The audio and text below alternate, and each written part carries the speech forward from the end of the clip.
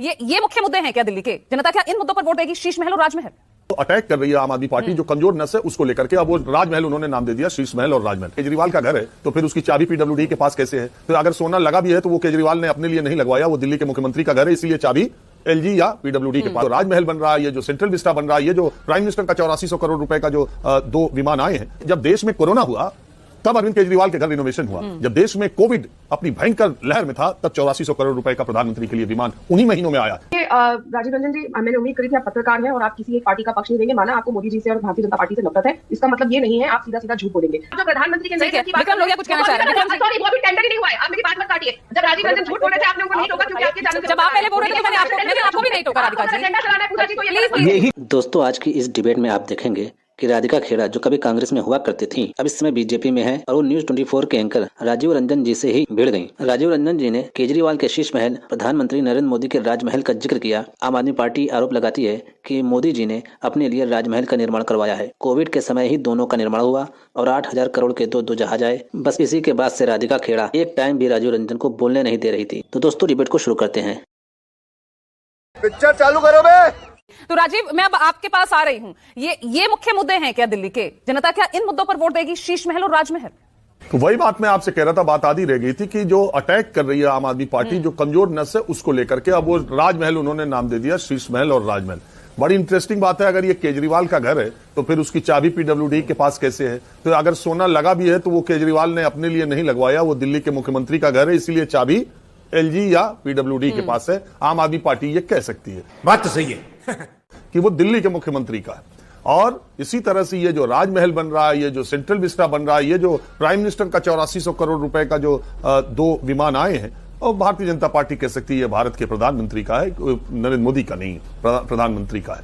तो दूसरी बात, जो इंटरेस्टिंग फैक्ट मैं कुछ आपके साथ बताना चाहता हूं जो दर्शकों को भी समझ में आए। ये जब देश में कोरोना हुआ तब अरविंद केजरीवाल के घर रिनोवेशन हुआ। जब देश में कोविड अपनी भयंकर लहर में था तब 8400 करोड़ रुपए का प्रधानमंत्री के लिए विमान उन्हीं महीनों में आया। अरे बाप रे, ये तो धोती खोल रहा है। ये सब 2020 में दोनों काम हुए हैं। 2020 में ही सेंट्रल विस्टा भी बनना शुरू हुआ है। क्यों? 2019 में मोदी के जीतने के बाद पीएम, उनको लगा कि देश ने उनको दूसरी बार प्रधानमंत्री बनाया है तो वो फैसले करने के लिए स्वतंत्र है। अब नया सेंट्रल विस्टा होना चाहिए, नई संसद होनी चाहिए, नया प्रधानमंत्री आवास होना चाहिए, सब दूसरी बार जीतने के बाद।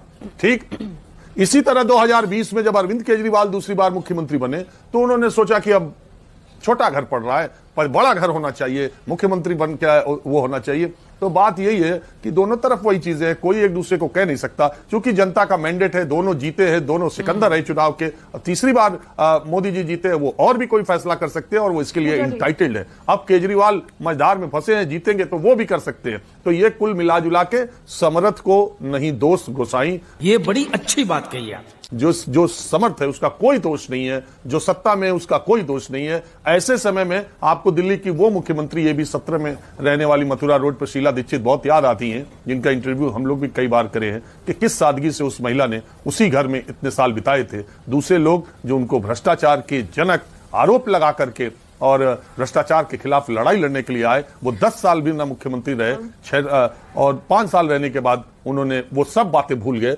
जो वो दूसरे के बारे में कहते थे।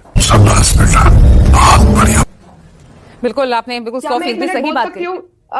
प्लीज एक बहुत जरूरी बोलिए, 10 सेकंड राधिका दे रही, बोलिए। देखिए राजीव रंजन जी, मैंने उम्मीद करी थी आप पत्रकार हैं और आप किसी एक पार्टी का पक्ष नहीं लेंगे। माना आपको मोदी जी से और भारतीय जनता पार्टी से नफरत है, इसका मतलब ये नहीं है आप सीधा सीधा झूठ बोलेंगे। डर गई बहन, डर गई बहन, डर गई। सच्चाई ये है कि पैंडेमिक के टाइम पे सेंट्रल विस्टा प्रोजेक्ट नहीं अप्रूव किया गया था। वो सितंबर 2019 में, कई महीने पहले पैंडेमिक के किया गया था। तो ये झूठ बोलना बंद करिए। देश के सामने ये सब ऑन रिकॉर्ड वेबसाइट्स पे सेंट्रल विस्टा के हर पेपर हर जगह अवेलेबल है। तो ये झूठ जनता को मत बोलिए। और आप जो प्रधानमंत्री के नए की बात, विक्रम लोहिया कुछ कहना चाह रहे हैं? सॉरी, वो अभी टेंडर ही नहीं हुआ है, आप मेरी बात मत काटिए। जब राजीव रंजन झूठ बोल रहे थे आपने उनको नहीं टोका क्योंकि आपके जानने, जब आप पहले बोल रहे थे मैंने आपको भी नहीं टोका। राधिका जी, एजेंडा चलाना है पूजा जी, तो यही चाल चरित्र है इनका भाजपाइयों का। अच्छा रुकिए, और हमारी पूजा जी, ये आदरणीय पूजा जी, यही चाल चरित्र है भाजपा का। रुकिए एक मिनट, रुकिए विक्रम, यही चाल चरित्र है भाजपा का।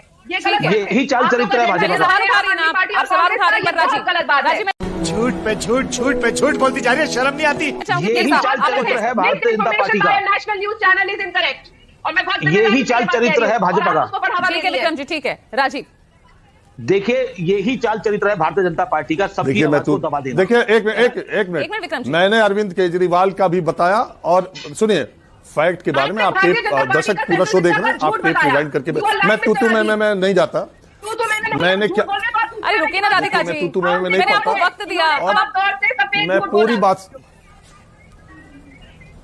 मैंने क्या बोला कि दूसरी बार जीतने के बाद प्रधानमंत्री ने सेंट्रल विस्टा प्रोजेक्ट बनाने का फैसला किया, जब देश ने, और कोरोना काल में बना, कोरोना काल में बना। मैं बहस नहीं कर सकता। ये बहुत गलत एजेंडा न्यूज़ 24 चला रहा है। लगता है ये पागल हो गया।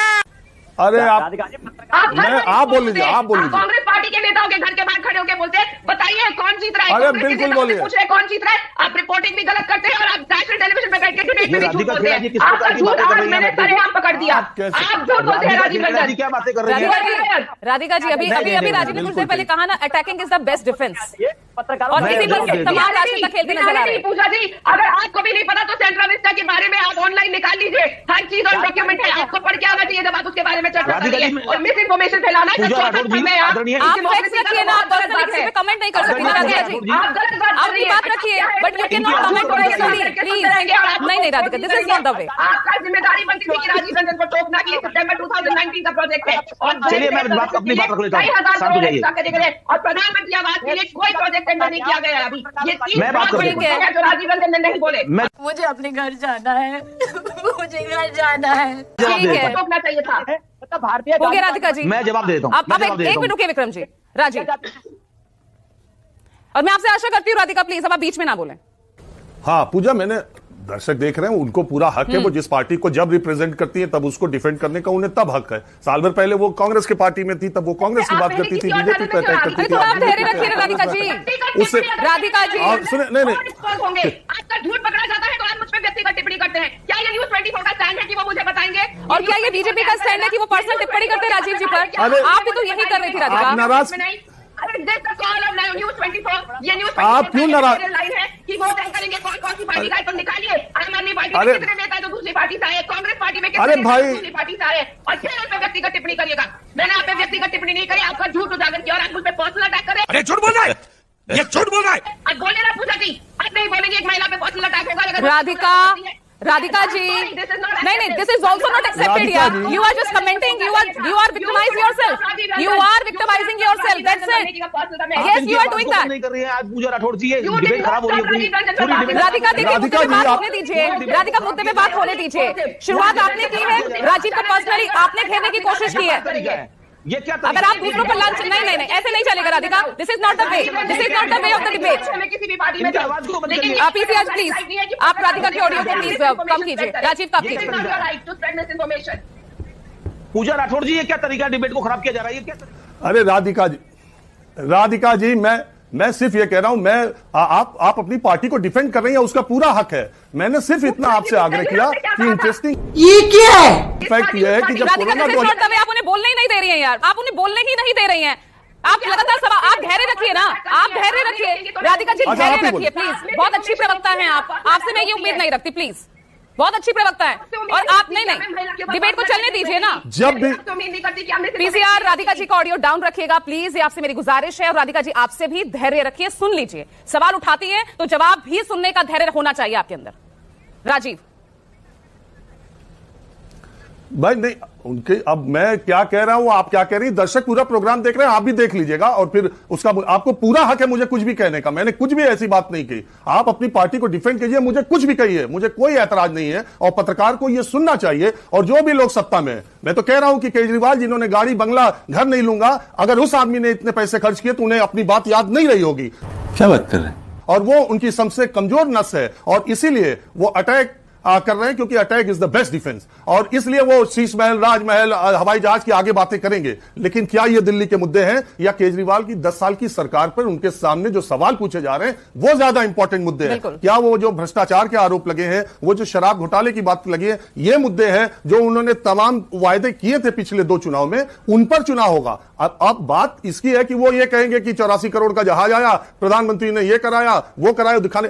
जब तक क्यों नहीं दिखाया? मैंने शुरू में ही, अगर आपने ध्यान दिया हो, मैंने शुरू में ही कहा जब केजरीवाल रह रहे थे और ये बातें कही गई, तब क्यों नहीं उन्होंने अपना घर दिखाया कि यहां जकूजी है, यहां स्पा है, आइए देखिए ये ऐसा घर है। मुझे याद है मायावती के घर में जब रेड पड़ी थी, जब वो चीफ मिनिस्टर नहीं थी, चीफ मिनिस्टर बनने के बाद तो उन्होंने भी बहुत कुछ बनवा दिया, लेकिन जब इनकम सीबीआई की रेड पड़ी थी मायावती के घर में, एज ए रिपोर्टर हम लोग उनके घर के बाहर खड़े थे। यही राशिद अल्वी जो आज कांग्रेस में है, तब बीएसपी के लोकसभा सांसद थे, वो पूरे मीडिया को, जिसमें मैं भी इंक्लूडेड हूं, हम लोगों को कैमरा लेके मायावती जी के हुमायूं रोड के घर में लेकर के अंदर गए। हमने सब शूट किया कि किस तरह से सीबीआई ने उनके घर को खंगाला है।